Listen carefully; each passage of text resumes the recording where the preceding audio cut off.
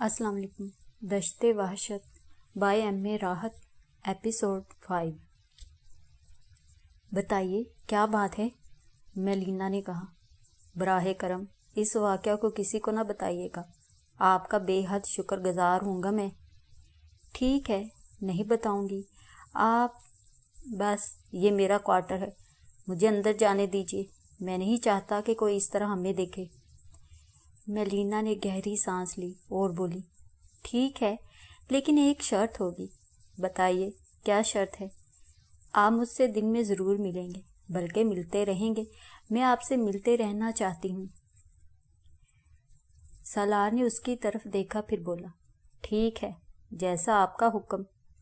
और उसके बाद वो दरवाज़ा खोलकर अंदर चला गया। मेलिना तेज़ी से दरवाजे के सामने से हट गई थी। सालार की दरख्वास्त को उसने मान लिया था। जब वो नहीं चाहता कि कोई उसे उसके साथ देखे तो ठीक है, बल्कि ये बात तो अच्छी होगी कि सालार उसका थोड़ा सा एहसानमंद रहे और उसे पींगे पढ़ाने में कोई दिक्कत ना हो। वह आहिस्ता आहिस्ता चलती हुई अपनी आराम गाह में पहुंच गई। ये वाक़या उसकी ज़िंदगी का सबसे हैरान कुन वाक़या था। उसकी आंखों में एक एक लम्हा नाच रहा था। सालार कैसी अजीबोगरीब शख्सियत का मालिक है। वहाँ तेज तिवाड़ी के मेले में उसने धूम मचा दी थी और तूफानी नाले के खिलाफ तैरकर अपनी ताकत का लोहा मनवा लिया था। लेकिन थोड़ी देर पहले वो कितना बेबस और निढाल नजर आ रहा था। और वो लड़की जो थाल में चिराग जलाकर उसके चेहरे के गिर्द घुमा रही थी, क्या वो कोई जादूगरनी थी, शहरों की तरह? सालार ने उससे दरख्वास्त की थी कि इस वाक़या का किसी से जिक्र न किया जाए। उसने फैसला कर लिया था कि इस बारे में सलाह से ताउन करेगी और शहरों तक को इस बारे में कुछ नहीं बताएगी। न जाने कितनी देर इसी तरह गुजर गई। उसकी आंखों में नींद दाखिल होने लगी, लेकिन फिर अचानक ही दरवाजे पर हल्की सी आहट हुई और बहुत ही आस्तगी से दस्तक दी गई। वो चौंक पड़ी और उसके मुंह से आवाज़ निकली, कौन है? दरवाज़ा खुला और मेलिना को एहसास हुआ कि उससे गलती हो गई है। उसने दरवाज़ा अंदर से बंद नहीं किया था, लेकिन दरवाज़ा खोलकर जो शख्स अंदर दाखिल हुआ वो सालार था। न जाने क्यों इस तरह सालार को आते देखकर उसे खुशी हुई। सालार अब बिल्कुल फिट नज़र आ रहा था और उसकी निगाहें झुकी हुई थी। मैं ज़िंदगी में कभी इतना शर्मिंदा नहीं हुआ मिस मेलिना। मेरी समझ में नहीं आ रहा कि मैं दोबारा आपका सामना किस तरह कर सकूँगा। मेलिना का मूड एकदम खुशगवार हो गया था। सालार के आने से उसे काफ़ी खुशी हुई थी। वो मुस्कुराकर बोली, 2 बार तो आप मेरा सामना कर चुके हैं मिस्टर सालार, तीसरी बार कहिए। सालार ने निगाहें उठाकर उसे देखा और मुस्कुरा दिया। तब मेलिना को एकदम एहसास हुआ कि उसकी मुस्कुराहट इंतहाई दिलकश है। उसके दांत सफ़ेद मोतियों की तरह चमकने लगे थे। फिर उसने कहा, हाँ, वाकई तीसरी बार। और ये बात गलत है, क्योंकि तीसरी, चौथी और 5वीं बार भी नहीं, बल्कि अब हमेशा आपको मेरा सामना करना होगा। और वैसे भी हम पूरी सरार वीरानों की सैर के लिए जा रहे हैं। मैं ये चाहूँगी कि आप वहाँ मेरा भरपूर साथ दें। मिस मेलिना, मैं आपके हुक्म की तामील करूँगा। बस मैं आपसे माफ़ी मांगने आया हूँ। किस बात की माफ़ी? आपको मेरी वजह से जो तकलीफ़ उठानी पड़ी है। आप अगर मेरे थोड़े से ताउन को तकलीफ़ कहना चाहते हैं तो आप मुझे ये भी बता दीजिए कि मैं आपको ये बात कहने से कैसे रोकूं। आइए बैठिए ना। बैठना मुनासिब नहीं होगा, कोई भी जाग सकता है। आप डरते हैं, मैं तो किसी से नहीं डरती। मिस मेलिना, मैं एक ग़ुलाम हूँ और ग़ुलामों की औकात मुतय्यन होती है। मैंने कुछ किताबों में ज़माना कदीम में ग़ुलामों की ख़रीदो फ़रोख्त के बारे में पढ़ा है। क्या अब भी उसी तरह की ग़ुलामी चलती है? सालार ने निगाहें उठाकर उसे देखा। उसकी आंखें भी बहुत हसीन थी। मेलिना को वो आंखें याद आने लगी जो नीम ग़ुनूदगी का शिकार थी और उनमें ज़िंदगी नज़र नहीं आ रही थी। मेलिना ने कहा, अच्छा छोड़िए इन बातों को, ये बताइए कि आप वहाँ उस वीराने में कैसे पहुँच गए थे? मेलिना, मैं अक्सर वहाँ जाता रहता हूँ। क्यों? बस इस क्यों का मेरे पास कोई जवाब नहीं है। आप यूँ समझ लीजिए कि सोते सोते कुछ आवाज़ें मेरे कानों में उभरती हैं और मैं बेख्तियार हो जाता हूँ और फिर मैं उस वीराने में निकल जाता हूँ। वहाँ मैं क्या करता हूँ मुझे कुछ मालूम नहीं होता। फिर होश आता है तो मैं वहाँ से चला आता हूँ। اب آپ کہیں گے کہ اس لڑکی کو بھی آپ نے عالم ہوش میں کبھی نہیں دیکھا جو آپ کے گرد چراغوں کو گھما کر جادو کر رہی تھی؟ نہیں، میں یہ نہیں کہوں گا۔ اس لڑکی کو میں نے دیکھا ہے۔ بتائیں گے نہیں کہ وہ کون ہے؟ آپ یقین کریں، میں نہیں جانتا، مگر کبھی کبھی ایسا ہوتا ہے۔ کیا آپ اس وقت بالکل بے ہوشی کے عالم میں ہوتے ہیں؟ نہیں، میں بے ہوش نہیں ہوتا، بس ایک نیم غشی کی سی کیفیت ہوتی ہے۔ آپ اس سے محبت کرتے ہیں؟ میلینا نے براہ راست سوال کیا۔ نہیں، بالکل نہیں۔ اس کا نام کیا ہے؟ آلاشی، سالار نے جواب دیا۔ یہیں اس حویلی میں رہتی ہے؟ نہیں، تو کہاں رہتی ہے؟ میں نہیں جانتا۔ گڈ، جو باتیں آپ نہیں بتانا چاہتے ان کے بارے میں آرام سے کہہ دیتے ہیں کہ آپ نہیں جانتے۔ میں جھوٹ نہیں بولتا، کم از کم دوستوں اور محسنوں سے، سالار نے متانت سے کہا۔ اچھا، اب آپ ایک بات تو بتا دیجئے۔ جی، آپ کسی سے محبت کرتے ہیں؟ اس نے پھر نگاہیں اٹھا کر میلینا کو دیکھا اور بولا، نہیں، اور اگر کوئی آپ سے محبت کرے تو؟ میں آپ سے معذرت کرنے آیا تھا، اس وقت میں نیم غشی کی کیفیت میں تھا۔ آپ مجھے معاف کر دیجیے گا، اور اب مجھے اجازت دیجیے، میں جانا چاہتا ہوں۔ میرا ضمیر نہیں مان رہا تھا، مجھے نیند نہیں آ رہی تھی۔ اگر آپ نے مجھے معاف کر دیا ہے تو مجھے واپسی کی اجازت دیجیے، میں سونا چاہتا ہوں۔ آپ مطمئن رہیں سالار، آپ کو مجھ سے معافی مانگنے کی ضرورت نہیں، بلکہ مجھے خوشی ہے کہ میں آپ کے کسی کام آئی۔ آپ کو بتاؤں، میں ایک بے باک لڑکی ہوں۔ یہ بات کہنے میں کوئی آر محسوس نہیں کرتی کہ میں آپ سے محبت کرنے لگی ہوں، میں آپ کو چاہنے لگی ہوں۔ میں جھوٹ نہیں بول رہی، اور شاید آنے والے وقت میں آپ کو اس بات کا یقین آ جائے کہ میں جھوٹی لڑکی نہیں ہوں۔ میں نے زندگی میں کسی لڑکے کی طرف آنکھ اٹھا کر بھی نہیں دیکھا، لیکن میں نے پہلی بار جب آپ کو دیکھا تو میرے دل میں ایک ہلچل سی پیدا ہوگی۔ میں نے اس ہلچل کا جائزہ لیا تو مجھے اندازہ ہوا کہ میں آپ کو چاہنے لگی ہوں سالار۔ لیکن آپ اس بات کا اطمینان رکھیں کہ آپ سے اپنی محبت کا کوئی صلہ نہیں مانگوں گی۔ ہاں، اگر آپ کے دل میں کبھی میرے لیے کوئی جذبہ امڑ آئے تو براہ کرم مجھ سے گریز نہ کیجیے گا۔ سالار کا چہرہ سُت گیا، وہ کسی قدر خشک انداز سے دیکھنے لگا، پھر بولا، میری اس مشکل کا معاوضہ نہ مانگے مجھ سے۔ میں ایک مشکل کا شکار ہو گیا تھا، اور آپ بالکل اتفاقیہ طور پر وہاں جا پہنچی تھی، لیکن اس کا یہ مطلب نہیں ہے مس میلینا کہ آپ اظہار محبت کر دیں اور مجبور کریں کہ میں آپ کی محبت کا جواب محبت سے دوں۔ مجھے اجازت دیجیے۔ یہ کہہ کر وہ واپس پلٹا اور تیزی سے دروازے سے باہر نکل گیا۔ میلینا بستر سے اٹھ کھڑی ہوئی تھی، اس کی نیند بھاگ گئی تھی۔ وہ سالار کے الفاظ پر غور کر رہی تھی، اور نہ جانے کیوں سے ایک دم سے ایک دکھ کا سا احساس ہو رہا تھا۔ یہ کیا کہہ دیا اس نے صاف الفاظ میں میری محبت کو ٹھکرا دیا؟ کیا یہ مناسب ہوا؟ اس نے اپنے اندر جھانک کر دیکھا تھا، اسے احساس ہوا کہ سالار کے رویے سے اسے دلی دکھ پہنچا ہے۔ وہ آہستہ آہستہ چلتی ہوئی دروازے کے پاس آ گئی، اور پھر وہ جیسے ہی دروازے سے باہر نکلی ایک دم ٹھٹک گئی۔ اس سے کچھ فاصلے پر شروق کھڑی ہوئی تھی۔ شروق کو دیکھ کر اسے خوف کا احساس ہوا۔ اس کا اس طرح نظر آ جانا بالکل غیر متوقع تھا۔ کیا شروق کو سب کچھ معلوم ہو گیا ہے؟ اس لمحے شروق مسکراتی ہوئی اس کی طرف بڑھی۔ ویری گڈ، شاباش میری بچی، تم نے تو کمال کر دیا۔ وہ خود چل کر تمہارے پاس آ گیا، یہ معمولی کامیابی نہیں ہے۔ کیا اس نے تمہاری محبت قبول کر لی؟ کیا وہ تمہاری قربت چاہتا ہے؟ میلینا کو احساس ہوا کہ شروق گزری ہوئی کہانی سے ناواقف ہے۔ اس نے کہا، نہیں، ایسی کوئی بات نہیں ہے۔ پھر وہ یہاں کیوں آیا تھا؟ میں نے اس سے اپنی محبت کا اظہار کیا تو وہ عجیب سا ہو گیا۔ اس نے مجھے کوئی جواب نہیں دیا۔ اب وہ یہ کہنے آیا تھا کہ وہ ایک غلام ہے، ایک بے حقیقت انسان، وہ میری محبت قبول نہیں کر سکتا۔ اوہ، تو یہ کہتا ہے؟ شروق پرخیال لہجے میں بولی۔ اسے معلوم نہیں کہ وہ کون ہے۔ آپ اندر آ جائیے، میلینا نے کہا۔ نہیں، میں چلتی ہوں۔ ایک بات بتائیں گی؟ میلینا نے ایک دم سوال کر ڈالا۔ ہاں، پوچھو۔ کیا وہ واقعی آپ کا بیٹا ہے؟ میلینا کے سوال پر شروق چونک پڑی۔ اس کے چہرے پر خشک سا تاثر نمودار ہو گیا۔ پھر اس نے کہا، بعض مرد بھی عورتوں جیسی خصوصیات کے حامل ہوتے ہیں۔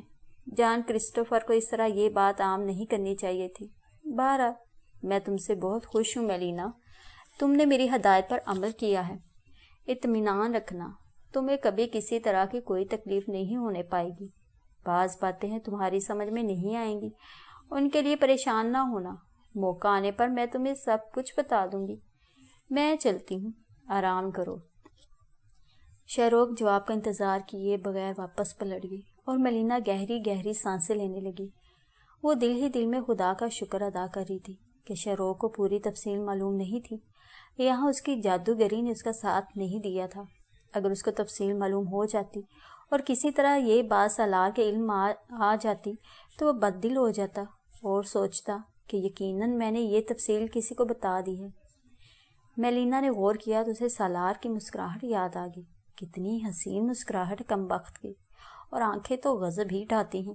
اگر وہ کسی کو محبت بھری نگاہوں سے دیکھے تو دوسرا تو سچ مچ مر ہی میٹے اس پر. میلینا کو ایک دم احساس ہوا کہ یہ سب کچھ تو بہت پر لطف ہے.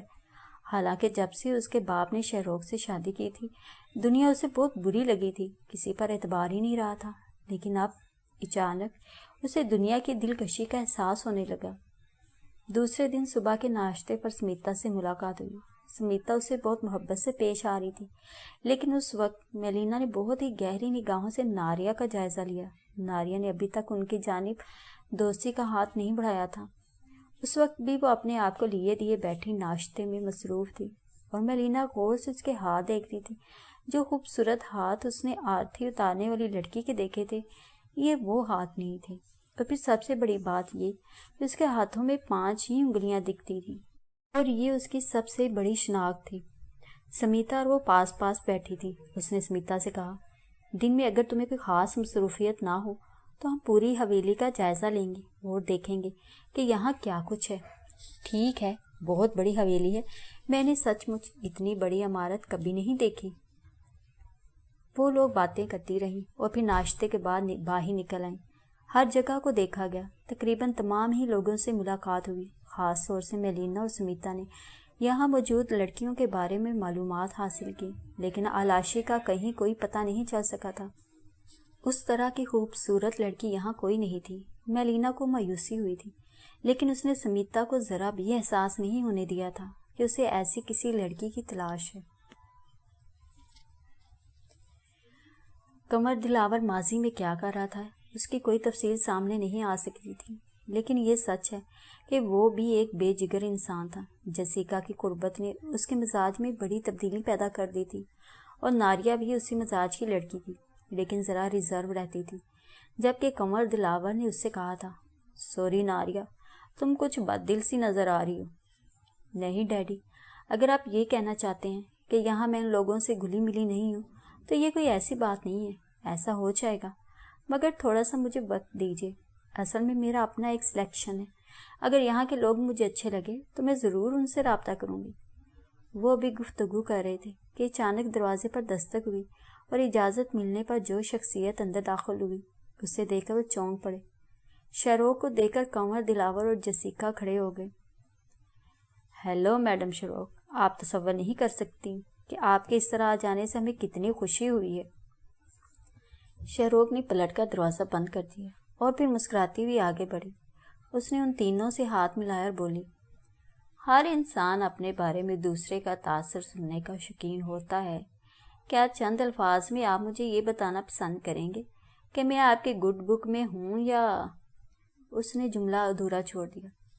آپ ہمارے لیے انتہائی قابل احترام ہیں, اور سب سے بڑی بات یہ ہے کہ آپ کی شخصیت میں ایک ندرت ہے, ایک انوکھا پن جو ہر شخص کو متاثر کرتا ہے. ہم بھی متاثر ہوئے. ویری گڈ, اس کا مطلب ہے کہ میری اچھی تقدیر مجھے آگے آگے لے کے جا رہی ہے اور میرے راستے آسان کرتی جا رہی ہے. بیٹھ سکتی ہوں؟ اس نے ایک طرف اشارہ کرتے ہوئے کہا. ہاں, تشریف رکھیے. یہ بے شک ہمارا گھر نہیں ہے, لیکن اگر زندگی بخیر رہی تو اس مہم کی تکمیل کے بعد ہم ضرور آپ کو دعوت دیں گے اور درخواست کریں گے کہ تھوڑا سا وقت ہمارے ساتھ گزاریے. آپ نے ہم لوگوں کو بہت متاثر کیا ہے. شہروق بیٹھ گئی. ناریہ بار بار شہروق کا چہرہ دیکھنے لگی تھی. شہروق نے کہا, بچے بچے ہی ہوتے ہیں ناریہ. اگر تم میری آمد سے کچھ بھاری پن محسوس کر رہی ہو تو مجھے اعتراض نہ ہوگا اگر تم باہر چلی جاؤ. اور اگر آپ کو اعتراض نہ ہو میڈم تو میں آپ کے ساتھ ہی بیٹھنا چاہتی ہوں، کیونکہ آپ میری بھی پسندیدہ شخصیت۔ او مائی گاڈ، کتنی خوش نصیب ہوں میں نے کہا تھا نا کہ میری اچھی تقدیر مجھ سے آگے آگے چل رہی ہے۔ کنور، میں بہت زیادہ بات نہیں کرنا چاہتی، بس اتنا ضرور عرض کروں گی کہ مجھے اپنی چہرہ شناسی پر ناز ہے۔ آپ کے اور مسز جیسیکا کے بارے میں نے ایک ہی نگاہ میں اندازہ لگا لیا تھا کہ آپ دلیر، مستقل مزاج انسان ہیں۔ اب اچھے دوستوں کا سوال آتا ہے تو مجھے یہاں خاموشی اختیار کرنی چاہیے، کیونکہ یہ میری اور آپ کی پہلی ملاقات ہے، جبکہ آپ بھگت رائے اور جگت چوہان کے پرانے دوست ہیں۔ ہم آپ کے بھی دوست ہیں میڈم، اور مسٹر جان کرسٹوفر کے بھی۔ کہاں ہیں مسٹر کرسٹوفر؟ میں اس وقت تنہا آپ سے ملاقات کے لیے آئی ہوں۔ مختصر اپنے بارے میں بتاؤں، ان علاقوں سے میرا گہرا تعلق ہے اور میری زندگی میں کچھ ایسے واقعات شامل ہیں جنہیں آپ کی دنیا میں حیران کن کہا جا سکتا ہے۔ مجھے پراسرار علوم سیکھنے کا شوق رہا ہے، اور شاید اس کی وجہ میرا خمیر ہے جو ان پہاڑوں سے اٹھا ہے۔ ان پہاڑوں کی پراسرار کہانیوں سے مکمل طور پر منسلک ہوں میں۔ تفصیل تو شاید اس وقت نہ بتا سکوں۔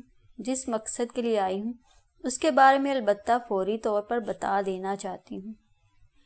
جیسیکا اور قمر دلاور کے چہرے پر تجسس کے آثار نمودار ہو گئے۔ شہروخ نے گہری نگاہوں سے قمر دلاور کا جائزہ لیا اور دیر تک اس کے چہرے کو پڑھتی رہی۔ قمر دلاور کو نہ جانے کیوں یہ احساس ہوا کہ اس کا چہرہ بھاری ہوتا جا رہا ہے۔ ایک ایسی کیفیت اسے محسوس ہو رہی تھی جیسے ہلکی ہلکی ٹھنڈک اس کے سارے وجود میں اتر رہی ہو۔ تب شہروخ نے کہنا شروع کیا، کیا دولت بہت بری چیز ہے، انسان سے تمام رشتے ناطے چھین لیتی ہے۔ مہم جوئی کی بیشتر داستانوں میں اسی طرح کے واقعات ملتے ہیں۔ انسان کتنا ہی دولت مند کیوں نہ ہو جائے، نوادرات کی خواہش اس کے دل میں پلتی رہتی ہے۔ جب دولت کا سحر ذہن پر مسلط ہو جاتا ہے تو خود غرضی کا آغاز ہو جاتا ہے، پھر اس کے نتائج بھی سنگین نکلتے ہیں۔ میری بات آپ کو تعجب خیز محسوس ہو رہی ہوگی قمر دلاور اور میڈم جیسیکا اور ناریا، لیکن یہ ایک بہت بڑا سچ ہے جس کا یقیناً تجربہ آپ کو بھی ہوگا۔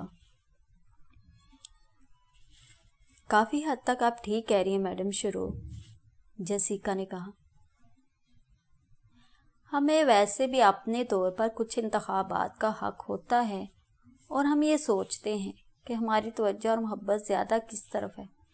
اگر میں آپ دونوں سے بلکہ تینوں سے یہ کہوں کہ جیسے ہی میں نے آپ کو دیکھا مجھے یوں لگا جیسے کوئی بہت ہی قریبی شخصیت ہے جس سے میری صدیوں کی شناسائی ہو۔ آپ نے میرے الفاظ پر غور کیا، میں نے چند دنوں، مہینوں یا سالوں کی بات نہیں کی، صدیوں کی بات کی ہے۔ یہ صدیاں انسان کے اندر پلتی ہیں۔ اب میں اس نقطے پر آ رہی ہوں جو میرے ذہن میں ہے۔ بھگت رائے بہت اچھے انسان ہیں، مہابیر جگت چوہان کے ساتھ ہم کافی وقت گزار چکے ہیں، بہت ہی اعلیٰ ترین شخصیت کے مالک ہیں، لیکن میں جو چاہتی ہوں اس کی وجہ کچھ اور ہے۔ آپ مجھ سے سوال کیجئے کہ میں کیا چاہتی ہوں۔ قمر دلاور پرتجسس نگاہوں سے شہروخ کا جائزہ لے رہا تھا۔ اس نے کہا، آپ بتائیے میڈم، آپ کیا چاہتی ہیں؟ میں چاہتی ہوں اس مہم میں آپ میرے گروپ کے فرد ہوں، شہروخ نے سرد لہجے میں کہا، اور قمر دلاور چونک کر اسے دیکھنے لگا۔ وہ شہروخ کے الفاظ سمجھنے کی کوشش کر رہا تھا۔ آخر گروپ بندی سے اس کی کیا مراد ہے؟ جیسیکا اور ناریا بھی اس پر اصرار عورت شہروخ کو غور سے دیکھ رہی تھی۔ ادھر شہروخ جیسے قمر دلاور کا چہرہ پڑھ رہی تھی۔ اس نے آنکھیں بند کر کے گردن ہلاتے ہوئے کہا، آپ ٹھیک سوچ رہے ہیں قمر، بے شک ہم سب کے دلوں میں ایک دوسرے کے لیے خلوص ہے، لیکن یہ خلوص کب اور کہاں ختم ہو جائے اس بارے میں کچھ نہیں کہا جا سکتا۔ ہم کسی کو کوئی نقصان نہیں پہنچائیں گے، لیکن گروپ کی شکل میں یہ خیال ضرور رکھیں گے کہ ہم میں سے کسی کے دل میں کوئی فتور تو نہیں پیدا ہو گیا۔ بس اس بات پر نگاہ رکھ کر ایک دوسرے کے مفادات کا خیال رکھا جائے گا۔ میں ذرا سی وضاحت کر دوں، وہ یہ ہے کہ اگر آپ کے خلاف کوئی بات کسی کے دل میں ہو اور مجھے پتہ چل جائے تو میرا فرض ہوگا کہ میں آپ کو اس سے آگاہ کر دوں، اور یہی آپ میرے لیے کریں گے۔ ग्रुप से मेरी मुराद बस इतनी सी है। कमर दिलावर ने किसी हद तक मुतमईन होते हुए कहा। मेरा ख्याल है इस हद तक तो कोई हर्ज नहीं है। बस इतना ही चाहती हूँ मैं, हम कभी किसी को कोई नुकसान नहीं पहुँचाएंगे। मैं समझ रहा हूँ आपकी बात, और आप यूँ समझ लीजिए कि मैं अब आपके ग्रुप का एक फ़र्द हूँ। कमर दिलावर ने मुस्कुराते हुए कहा, और शरोक भी मुस्कुराने लगी। बहुत बहुत शुक्रिया। मेरी इन बातों को आप ज़रा बराबर कोई गलत रंग ना दें। आने वाले वक्त में हमें एक दूसरे पर खासा एतमाद करना होगा। इजाज़त दीजिए। ये कहकर वो अपनी जगह से उठी और बाहर निकल गई। कमर पुरख्याल अंदाज में गर्दन हिलाने लगा और बोला, बहुत ही खतरनाक औरत है, बहुत दूर की सोचती है, और जहाँ तक मेरा ख्याल है उसका शौहर जॉन क्रिस्टोफर उसके मुकाबले में कुछ भी नहीं है। लेकिन मैं उसकी बातों से इत्तफाक करती हूँ, जेसिका ने अपनी राय का इजहार करते हुए कहा। हाँ ठीक है, कमर दिलावर ने कहा। उसे अंदाज़ा हो रहा था कि जेसिका शरोक से मुतासर हो गई है। अलबत्ता जब कमर दिलावर ने नारिया की तरफ देखा तो नारिया ने मुंह बनाकर कहा, ये आप लोगों के आपस के मामलात हैं, बराहे करम मेरी राय लेने की कोशिश ना करें। मुहिम की तैयारियां ज़ोरों शोर से जारी थी। वैसे यह हवेली भी एक अजूबा ही थी। भगत राय को मुजस्मे बनवाने का बड़ा शौक था और उसकी हवेली में जगह जगह इंतहाई खूबसूरत मुजस्मे फैले हुए थे। मेलिना हवेली की सैर के बहाने बाहर निकली थी, लेकिन असल में वो सालार को तलाश कर रही थी। उसने मुलाजमों के क्वार्टर की तरफ भी चक्कर लगाया, लेकिन सालार नजर नहीं आया। पिछले वाक़े को 3 दिन गुजर गए थे। दिन में कोई ख़ास बात नहीं हुई, लेकिन रात को एक अनोखा वाक़या पेश आ गया। मेलिना मरघट के सिमत वाली खिड़की के सामने खड़ी थी। वो अक्सर ये खिड़की खोलकर खड़ी हो जाती थी। कई बार उसके दिल में ये भी ख्वाहिश पैदा हुई कि काश बस्ती में किसी की मौत हो और लोग मुर्दे को जलाने आए तो वो करीब से उस रस्म का जायज़ा ले, लेकिन अब तक ऐसा नहीं हुआ था। मेलिना ने कई बार स्मिता को भी हवेली में चकराते हुए देखा था। पता नहीं उसके दिल में सालार के लिए अब क्या ख्याल था। उस वक्त मेलिना उन वीरानों का दूर दूर तक जायज़ा ले रही थी कि अचानक उसे एक साया नजर आया। ये अंदाज़ा नहीं हो सका था कि ये साया कहाँ से आया है और कहाँ जा रहा है, लेकिन वो एकदम चौकन्नी हो गई और उसने आंखें फाड़ फाड़ कर साये का जायज़ा लिया, और एक लम्हे के अंदर उसे अंदाज़ा हो गया कि वो सालार ही है। मेलिना के बदन में बिजलियां सी भर गई। उसने इंतहाई फुर्ती से अपनी जगह छोड़ी और कमरे से बाहर आ गई। वह दरवाज़ा हवेली से बाहर जाने के लिए इंतहाई मौजू था, जिससे मेलिना एक बार फिर भी बाहर आ चुकी थी। चुनांचे उस वक्त भी उसने वही दरवाज़ा इस्तेमाल किया और बर्क रफ्तारी से बाहर निकल आई। बाहर आने के बाद उसने आंखें फाड़ फाड़ कर दूर तक देखा और उसे सालार नज़र आ गया। अलबत्ता मेलिना ने अब खुद मुख्तात कर लिया था। वह इमारतों का सहारा लेकर आगे बढ़ रही थी। उसे इस बात का खदशा था कि कहीं वो लड़की सालार का ताक़ुब ना कर रही हो। सालार के बारे में उसने सोचा कि मुमकिन है वही आवाज़ उसे सुनाई दी हो जिसके बारे में उसने कहा था कि उसे सुनकर वो शमशान घाट की तरफ चला आता है। मेलिना बड़ी एहतियात से आगे बढ़ती रही। थोड़ी देर में उसने महसूस किया कि आज सालार का रुख उस इमारत की जानिब नहीं है जिसमें वो पहली बार उसे नज़र आया था और जहाँ वो लड़की उसकी आरती उतार रही थी। काफ़ी फासला तय हो गया। अब मेलिना सालार से ज़्यादा दूर थी। अचानक उसने देखा कि एक इमारत के अक़ब से बहुत से साए फुर्ती से बाहर निकले और सालार के इर्द गिर्द फैल गए। उनके हाथों में कोई 3-3 फुट के डंडे नज़र आ रहे थे और यूं लग रहा था जैसे वो सालार को घेर रहे हों। सालार ठठक कर रुक गया। वो अफराद जिनकी तादाद 6 थी, डंडे संभाले हुए सालार के इर्द गिर्द चक्कर लगा रहे थे। फिर उन्होंने अचानक ही सालार पर हमला कर दिया। सालार ने अपने आप को बचाने के लिए ज़मीन पर बैठकर उनके हमले को रद्द किया, लेकिन उसके बाद उनमें से एक ने सालार पर कामयाब हमला किया।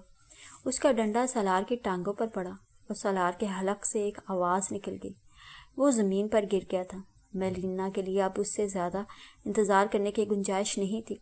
सालार शदीद ख़तरे में था और यूं लग रहा था जैसे इस तरह की लड़ाई के फ़न से उससे कोई वाकफियत ना हो।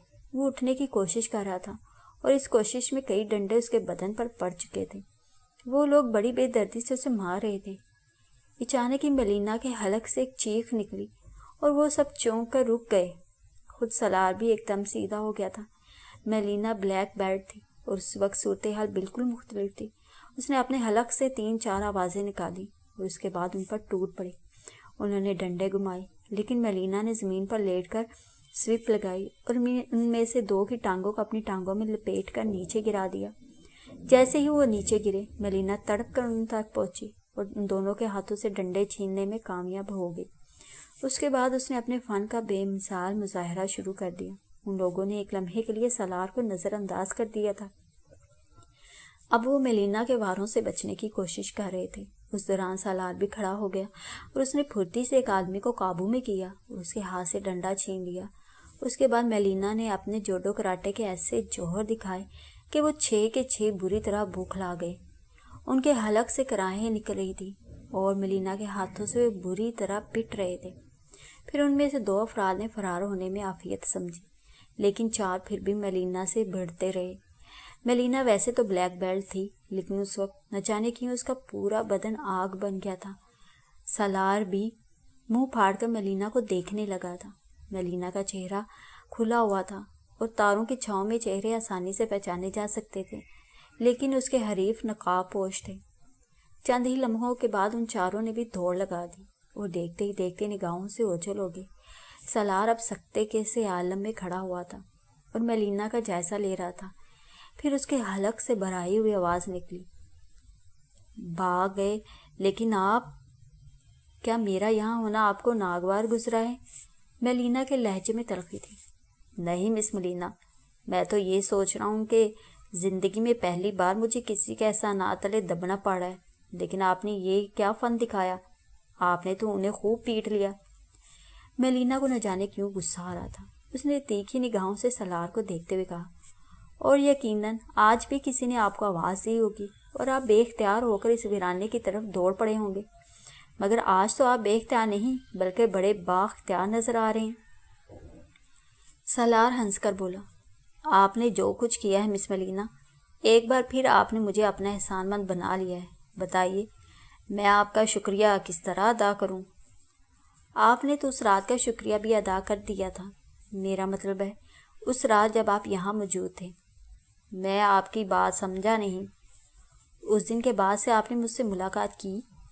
ملینا شکایتی لہجے میں بولی۔ سالار نے گردن جھکا لی، کچھ دیر تک سوچتا رہا، پھر بولا، آپ میری حیثیت کو سمجھ نہیں رہی مس ملینا۔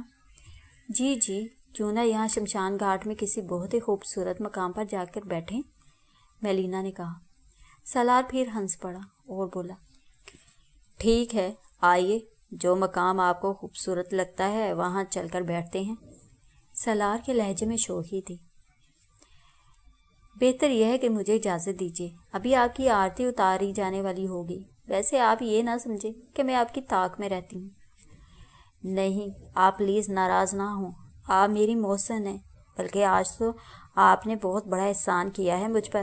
میں اپنی حیثیت کے بارے میں آپ سے عرض کر رہا تھا مس ملینا، مالکان کے بہت ہی قریبی دوستوں سے اس طرح بے تکلف کیسے ہوا جا سکتا ہے؟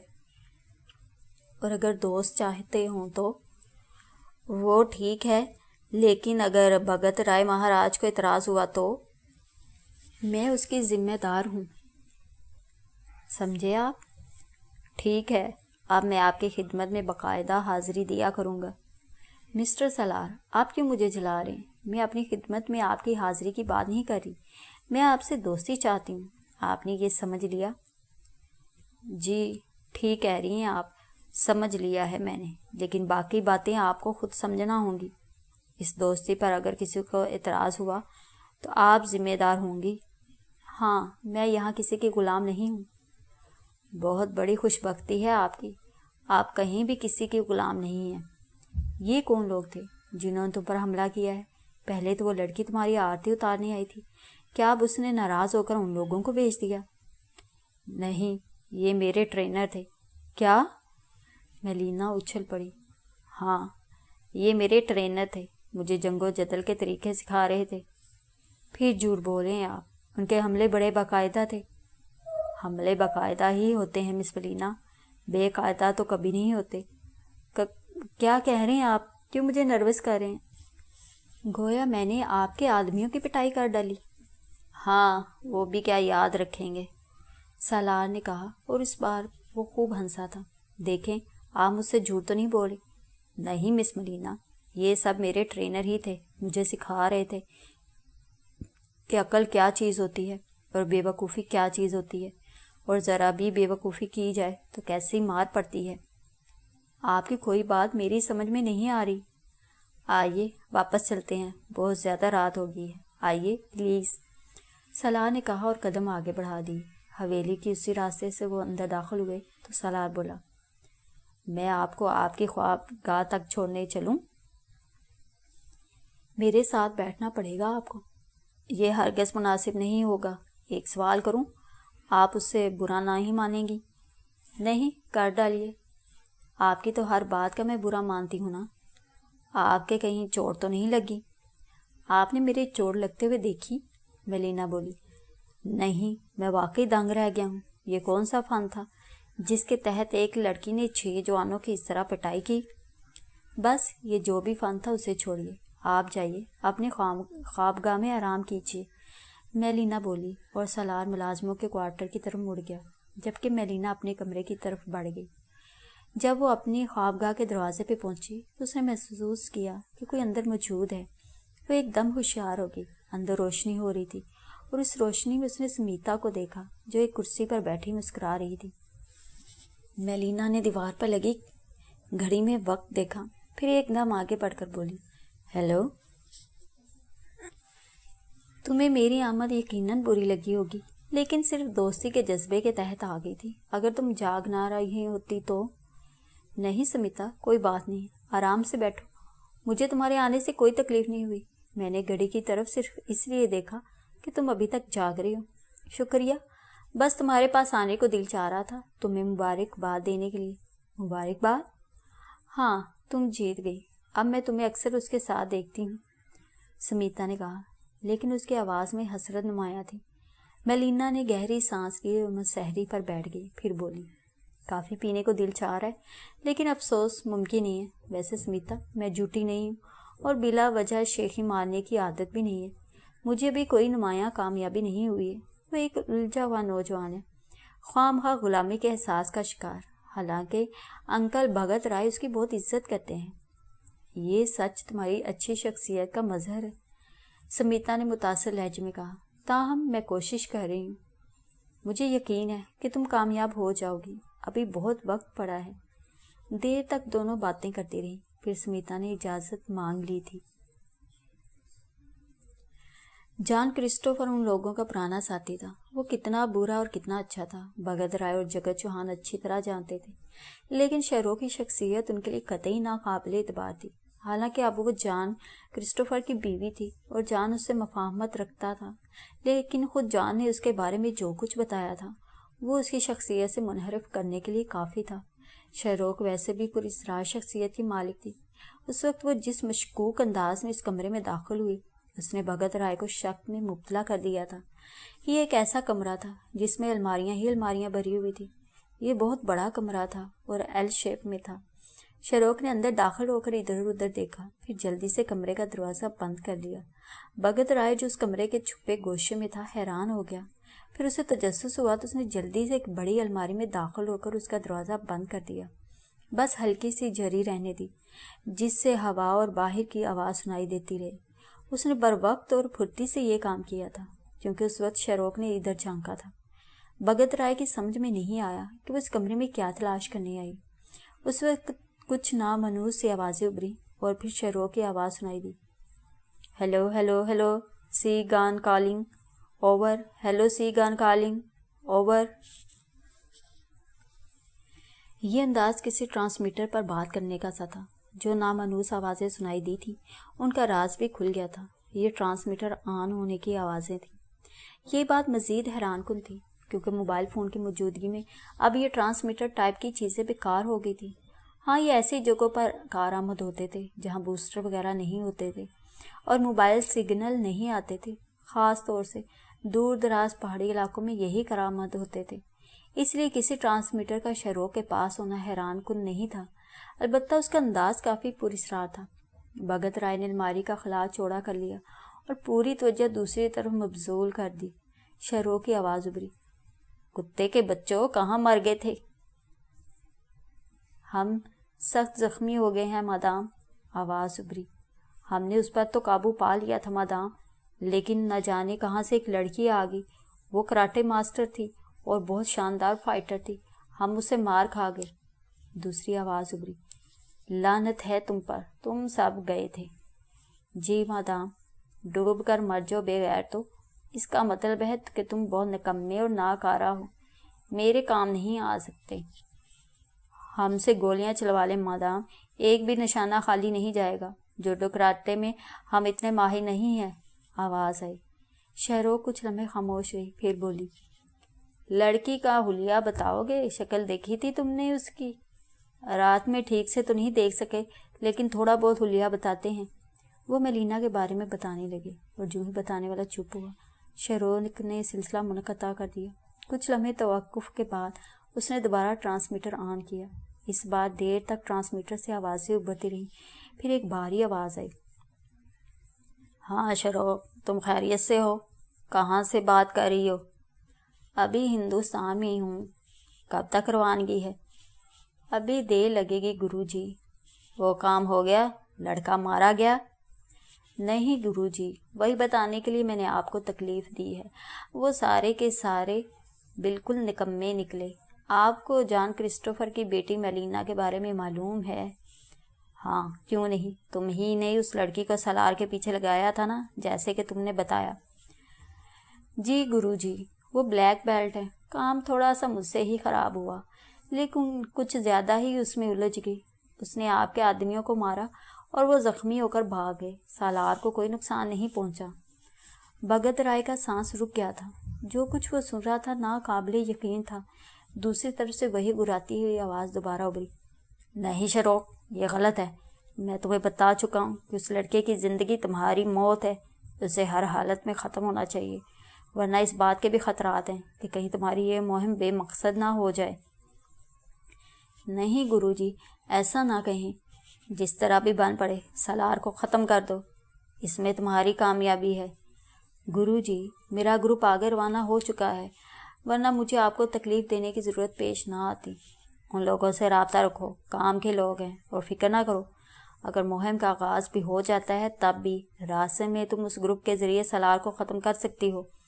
میں تمہیں بتا چکا ہوں کہ اس کی موت ہی تمہاری زندگی ہے، ورنہ قدم قدم پر تمہیں مشکلات کا سامنا کرنا پڑے گا۔ بات واقعی کچھ غلط ہوئی ہے گرو جی۔ وہ لڑکی جسے میں نے اپنے کام کے لیے استعمال کرنے کی کوشش کی تھی، اس قدر آگے کی چیز نکلے گی مجھے خود بھی اندازہ نہیں تھا۔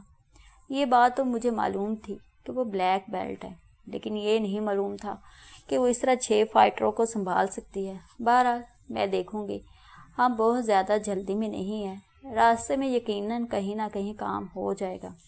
ہاں، لیکن یہ بہت ضروری ہے، صورتحال کو سنبھالے رکھو۔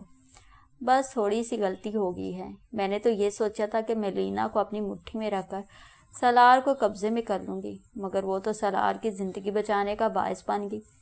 اب تمہیں نیا راستہ اختیار کرنا ہوگا۔